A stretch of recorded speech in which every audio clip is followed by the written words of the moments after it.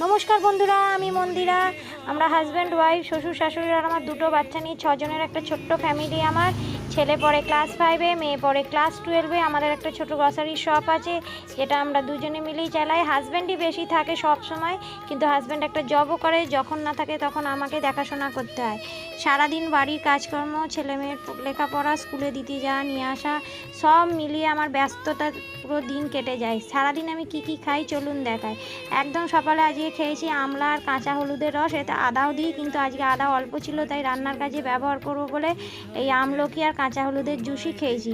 এই জুসটা খালি আমি আর আমার ছেলে খেতে খাই, কারণ এর টেস্টটা খুব খারাপ, আমার মেয়ে খেতে চায় না।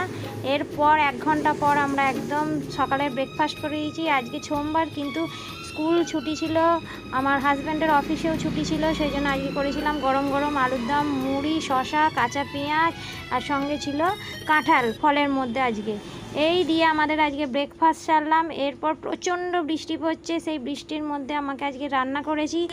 আজ মেনুতে ছিল সাদা ভাত, উচ্ছে ভাজা পেঁয়াজ দিয়ে, মাছের ঝাল, আর ছিল একটা পুঁই শাকের চচ্চড়ি। ওতে অনেক রকম আনাজ ছিল, পটল, ঝিঙে, গাজর, বিভিন্ন রকম আনাজ দিয়ে দিয়েছি। আর ছিল কাঁঠালের দানা, আর ছিল পাতলা করে মুসুরির ডাল, আর পেঁপে সেদ্ধ এখন রোজই খাচ্ছি, আর ছিল সঙ্গে শসা আর পেঁয়াজ।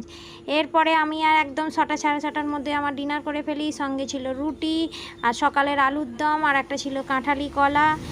আজকে বিশেষ খিদে ছিল না, দুপুরে খাবারটা একটু আমাদের লেট হয়ে গেছিলো, 2:30-3টে বেজে গিয়েছিলো। গুড নাইট বন্ধুরা।